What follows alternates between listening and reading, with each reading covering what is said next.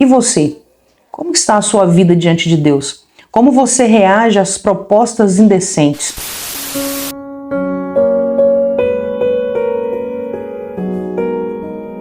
Bom dia, iniciamos mais um Café com Deus e eu te desejo um dia de paz e produtivo em nome de Jesus. Você já recebeu alguma proposta indecente? Aquela proposta aparentemente vantajosa e que ninguém sabe da sua decisão, ela é totalmente em secreto? Acredito que quase todos nós já ouvimos alguma proposta indecente. Você tem consciência que Satanás, o inimigo das nossas almas, durante 24 horas do dia, ele te observa esperando, você e eu, darmos brecha para nos roubar, matar e destruir com propostas indecentes, com a intenção de quebrar a nossa comunhão com Deus? Ao contrário do que muitos pensam, o diabo ele não tem chifre, um tridente, um rabo. Satanás ele usa de atrativos, os amigos, lugares, situações que nos levam a fazer escolhas. Aquelas escolhas nada a ver, para nos destruir. Abra sua Bíblia no segundo livro, em Êxodo em seu capítulo 25. Em Êxodo, conta a história do povo de Israel, que depois de anos escravizados no Egito, eles estavam prestes a sair, serem livres do Egito, ficarem livres e não serem mais escravos, livres do cativeiro. E algumas propostas foram colocadas para eles, algumas propostas indecentes, que pareciam ser vantajosas, para que eles não saíssem ali do Egito. Tinham como objetivo enganar o povo e mantê-los na escravidão. Em Êxodo 8:25, registra a primeira proposta. Chamou o faraó a Moisés e a Arão e disse: Ide, ofereceis sacrifícios ao vosso Deus nessa terra. Ou seja, não vá, fique. O faraó propôs a Moisés a continuar no Egito e a levantar ali altares a Deus. A princípio, parecia uma proposta simpática e acolhedora. O povo não deixaria de adorar a Deus. Mas toda proposta oferecida por Satanás tem uma armadilha. O povo adoraria a Deus, mas não sairia do Egito, permaneceriam escravos. Até hoje, Satanás ele usa da mesma estratégia, induzindo as pessoas a pensar que podem adorar a Deus sem sair da escravidão do pecado, que podem ser de Jesus sem romper com o esquema do mundo, a prática voluntária do pecado, que podem colocar uma bela máscara de santidade sem mudar de vida, que podem ser religiosos sem um novo nascimento, que até podem ser membros de uma comunidade cristã e fingir ser de Jesus. Hoje, as igrejas estão cheias de pessoas sentadas no banco sem de fato terem uma experiência de conversão com Cristo. Hoje vemos crentes tendo prazer e alegria em mentir. Mentir nem parece pecado, mas Deus não é o pai da mentira. Por isso, os seus filhos não devem viver na prática da mentira. A outra proposta, também no capítulo 8, no versículo 28, diz assim: Então disse Faraó, deixar-vos-ei ir, para que ofereçais sacrifícios ao Senhor vosso Deus no deserto, somente que saindo não vades muito longe, orai também por mim. Em outras palavras, não vá muito longe. Faraó agora propõe ao povo que eles podem até ir, mas não precisam ir tão longe. Faraó, que até então castigava o povo com duros açoites e com trabalhos forçados, agora se transforma em um chefe de relações públicas. Ele quer relacionamento, ele abre as portas do império para que o povo tenha liberdade de sair e voltar, para que eles sempre sintam saudade. Ele quer manter o vínculo, não quer deixar o povo perder as características de escravo, não quer cortar as raízes.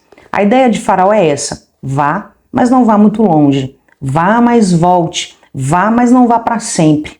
Ainda hoje, essa é a proposta perigosa. O diabo, além de acusador, é também um sedutor. Ele até antes de afligir as pessoas, ele tenta atraí-las, mostrando as vantagens de viver longe de Deus.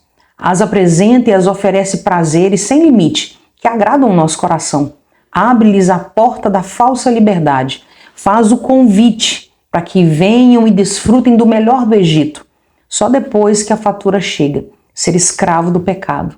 A ideia, a tese aqui de Faraó é que você desfrute o melhor dos dois mundos. É viver com o coração dividido, ser a noiva de Cristo e amante de Satanás. A proposta não pode até se envolver com os valores de Deus, pode até se envolver com as atividades de uma igreja, mas não precisa ser responsável, não precisa dedicar demais por lá. O bom mesmo é aqui no Egito. E Satanás, de semelhante modo, ele faz essa mesma proposta para nós. O diabo primeiro ele sugestiona, ele lança a ideia, usando pessoas, lugares, músicas, até nós começarmos a pensar e logo sozinhos estamos longe da comunhão de Cristo. E assim que vacilamos, Satanás aparece para nos acusar. Dizemos que nós não somos merecedores do perdão e mais uma vez caímos na armadilha das mentiras de Satanás e nos afastamos cada vez mais de Deus. Ficamos no Egito como escravos do pecado, achando que essa deve ser a nossa única opção. Muitas pessoas estão a passos largos do inferno, porque um dia fizeram uma escolha errada e não conseguem se perdoar ou perdoar alguém. Vivem esse inferno interno e não buscam socorro, salvação em Jesus, por não se acharem merecedores de perdão e restauração. A terceira proposta que Faraó faz a Moisés está no capítulo 10 de Êxodo. Capítulo 10, versículos 8 e 9. Diz assim: Então Moisés e Arão foram conduzidos à presença de Faraó. E este lhe disse: Ide, servi ao Senhor vosso Deus. Porém, quais são os que hão de ir? Respondeu Moisés: Havemos de ir com os nossos jovens, e com os nossos velhos, e com os filhos, e com as filhas, e com os nossos rebanhos, e com nossos gados. Havemos de ir, porque temos que celebrar a festa ao Senhor. Nos próximos versículos, Faraó ele questiona quem irá e quem ficaria. Ou seja, vá, mas nem todos irão. Faraó ele propõe a Moisés levar o povo, mas deixar no Egito como escravo as crianças e os jovens. Faraó ele insinua que o lugar dos mais novos é desfrutar a vida. Jovens e crianças, o lugar deles é no Egito sendo escravos. Faraó ele tenta convencer a Moisés que esse papo de adorar a Deus é uma atitude para aqueles que estão velhos, doentes e cansados de viver. Faraó queria induzir Moisés a pensar que o culto a Deus não tem atrativos para os mais novos e que eles devem ficar sim no Egito, onde há prazeres da carne para viverem de forma libertina. Porém, essa mentira de Faraó de deixar os mais novos está camuflada, maquiada com outras intenções e propostas sedutoras do nosso dia a dia. Muitos jovens, eles saem da comunhão de Deus para experimentar os prazeres transitórios do pecado, justamente por não entenderem a estratégia destruidora de Satanás. Moisés, ele compreendeu que a família não pode ser dividida.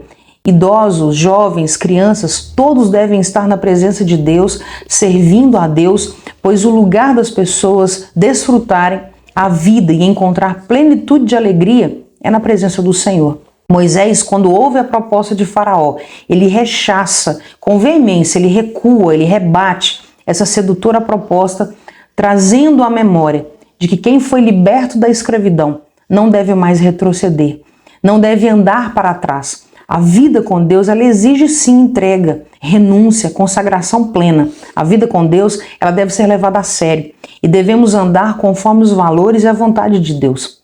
E você?